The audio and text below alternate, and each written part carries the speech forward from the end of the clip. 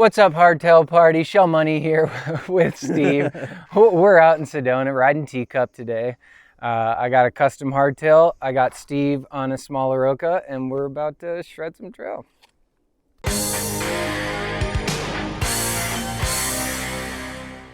So Cjell, how did you decide to start building bikes?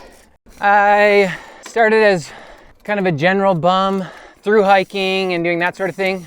And I used to ride in high school, but I got back into it, bike touring. Like road touring with panniers and stuff? Yep. So I started doing some bigger bike tours, and then 2012, I got in my head that I was gonna ride the Tour Divide. Yeah. So I got back into gear a little bit, because my first bike tours were on dumpstered bikes and just doing it on cheap. On a bike tour, actually, I rode through Fort Collins and dropped in on James Bleakley at Black Sheep. Did you know much about him at that point? A little bit. I knew he made cool bikes. And so he said, oh, Tour Divide, and it'd be cool to put you on one of my bikes. And I thought, okay. He goes, I'll give you a screaming deal on one. And a screaming deal on a $5,000 frame set is a lot of money. Yeah. And so I said, okay, you show me how you do it. If I can come and watch, I'm in. He said, yeah, that's cool. So I ended up interning with him for a total of maybe 3 months. Lived in a Volkswagen van in the parking lot. Todd at MONē was a builder there too. Oh, cool. And I'd show up early with James and leave late with Todd. Oh man. I had a little notebook because I knew I wanted to do it, so. Both legends in the small builder world, all three of you. Excuse me, just two of us. Hello, just us two. Woo! Yeah! This dirt is so good.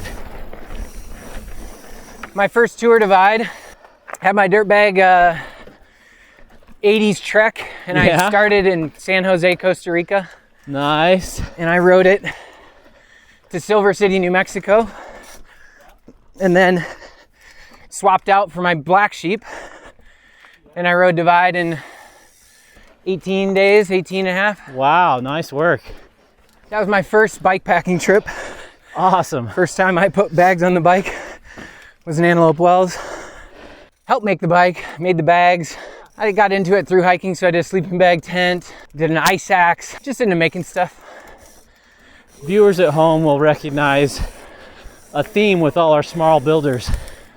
They're creative, they're ambitious, they're not afraid to go out and make their own stuff and learn. Yeah. Nice. Little dabby. This is so hard on a single speed. A little dabby. So that was the first year, and I really appreciated James and everything he did for me, but I wanted to build my own. You know, James was really great, but he welded it, and it was definitely a Black Sheep.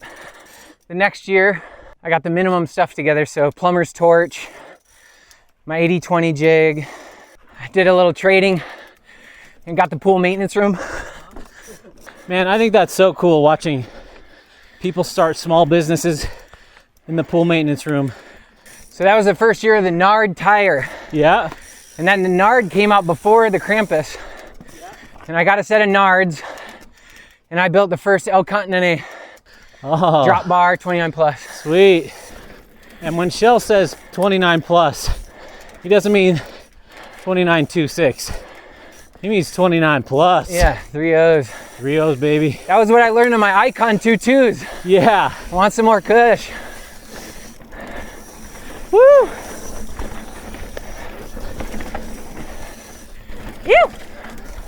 So good. Cjell's a shredder. This is fun. He gets hardtails. Touring to the start is the best way to train. Yeah. So I rode Vail, Colorado to the start. Oh man. Hung out in Silver City again. One of my favorite places. Yeah. And got ready. Day one of that thing, I noticed that bike had a crack. Is this the Black Sheep or the one you made? No, the one I made. Where'd it crack? On a shoreline of one of those lugs. Oh. I rode that thing heavy on my mind to Salida. There's an old time frame builder there, Don McClung, super legend. And I called him up northern New Mexico. I said, hey, Don, I'm gonna be in Slide in about 2 days. Any chance we could do a flying repair on this thing? Yeah. And he goes, yeah, I think so. Awesome. Yeah, he fixed it up, got back on, and Canada flooded out. So I had a pretty good time. I made it to the border in about 15 days flat. Oh man. So a 15-day border to borders, that's as good as I've ever done. Yeah, that's killer. Since then, I've ridden one more yo-yo of the south section, Yeah. and then me and Erica rode 2 years ago from mid-Montana down to Silver City. Got a few divide miles, lots of time to sit on a saddle and think about the best bike and all that. Right. Then I just kind of jumped into it. I did it slowly for a few years. I built out a Toyota Chinook. Original shop was 100% in the back of a Chinook. Oh man. And it's a little bit heavy for that little truck because I had a lathe in there. Oh my gosh. Like a little baby lathe and stuff. Man. But that was cool. And I still work the restaurant to be able to afford to build and stuff. Yeah. And then I think a real breakout was a guy named Billy Rice. Okay. I met Billy on my second divide, and he knew of me, I knew of him. I knew of him because he was mid yo-yo. So he was the first guy to ever yo-yo on the divide. Yo-yo is from Mexico to Canada and back to Mexico. And Billy Rice is a legend because every time Billy did it, he had a clean run. Clean run is no detours. Not even mandatory fire, anything. That's riding all of it. Which in divide is kind of a big deal for some people. And the divide's pretty cruel because it can get flooded or you can get fire detoured or Yeah. and then you don't get an official time, which for some folks is a big deal. Sure. But Billy, on his yo-yo, he goes, I want one of those bikes. And I'm like, yeah, okay, Billy. And that winter, he called me up. He goes, I want one of those bikes. I said, okay. He goes, I want a tandem. I was like, Billy, dude, I feel like 10 bikes, man. I mean, and he goes, no, it'll be cool. Rock and roll, let's do it. And then, so I literally am in my like studio apartment with the jig laying out this tandem. Yeah. He calls me up later that winter and he goes, hey, I got some races this spring. I want a bike. And I was like, Billy, dude, I'm working on your tandem. It's not like, come on, dude. And he's laughing because Billy's got a regular job. Yeah. So like as we're talking, my PayPal goes off. So I built him his single bike. And then he became the second man ever to yo-yo behind himself on his single money and then on his double money with his 13-year-old daughter. Oh, that's so cool. Yeah. Wow, talk about ideal bonding experience with your kid. Oh my goodness. And they video vlogged the whole thing. Oh, cool. It was up on their Facebook and they have a little Facebook group and Billy's a really sweet guy. He's like great man and that was kind of like a big point for me is building him those bikes. And that was like the start of my tri-plane fork. I do that 3-plane fork. So he had one of those on his tandem. It had 3 steer tubes, 1 steer tube and 2 fork blades. Oh man. That's also where I learned 203s and rigid forks. Not a good combo. No? No. Imagine that. How about the new 223s? Oh, is that a Gaffer or whatever? Gaffer's is 243, I think. Oh yeah, that's e-bike, huh?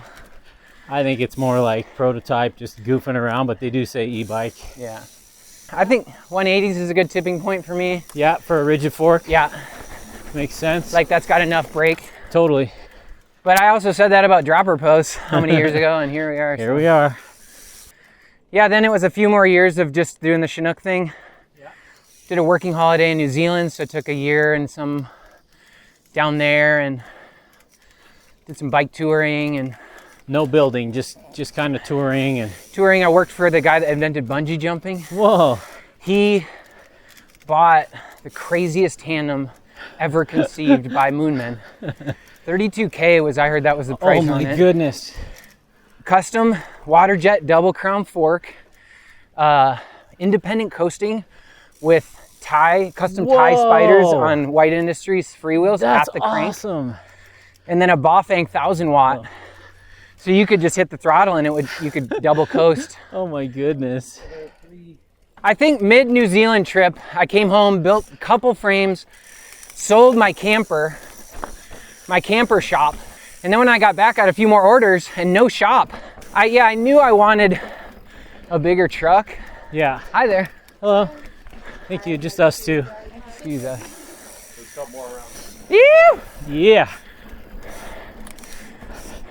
Cjell likes short wheelbase bikes, and you can see why. He rides like a BMXer. So you got customers and no shop. Customers, no shop. Thinking, oh man, I need to grow up, so I bought a bigger truck. I bought a 1990 Wonder Bread van with a 4BT. Whoa, that's cool. Yeah, I spent so much time building a locking system for the drawer. I almost cried when I saw a cheap toolbox do the same thing. Yeah, but that's part of your story and who you are. Yeah, so this one's super capable shop. It's not as custom as the camper was, but. Is this what you still have today? Yep, that's what I still work out of. Sweet. That's such a great idea to have a mobile shop. Beautiful day in the neighborhood. First Taiwan production run was kind of in that time. And that was early days. Just on my Instagram, I kickstarted the frames. And then when they started arriving is when I needed space.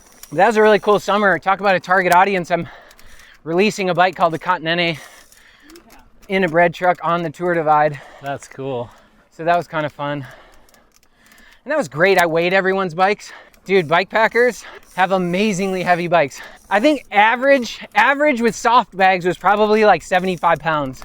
For a 3-day trip, I'm at 63 pounds.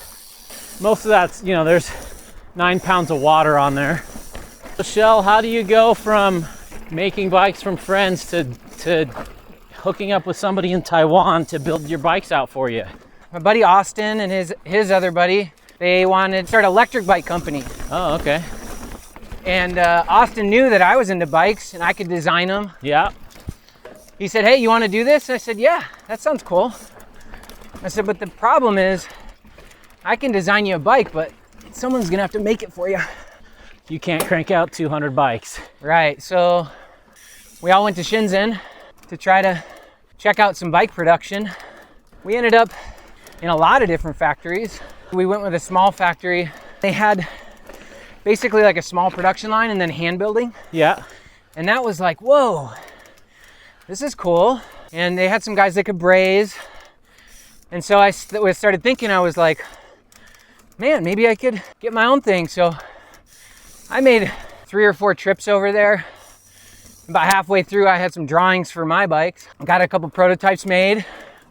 Quality was an issue, but by that time, I had been in and out of enough factories and got contacted by some people in Taiwan. And they said, come over and check it out. At that time, I said, no, I got this factory I'm working with. And then when I got these suspect samples, I was like, okay, I'll come. So I went over and man, just sweet people, really sharp. So that was kind of my introduction over to the fine people in Taiwan. I really was battling minimum order quantity. Like I had to buy twice as many dropouts as I was getting bikes and stuff like that. But got it sorted out, and then I pre-sold the first round. I think I probably came out even on the pre-sale and was able to bank maybe 10, 20 frames or something. Did okay, enough to bankroll the little that I needed to going forward. Now I feel really fortunate. I get to deal with almost all core riders. Everyone that's coming to me, they already know, they ride. So it's been extremely enjoyable to deal with bike people, people who really appreciate. The other part that's been really great is my partner Erica, super pro trained bike mechanic. She's like a big part of a lot of the labor that goes into our stuff. Bike you're on, she built. Thanks, Erica. Yeah, thank you, Erica.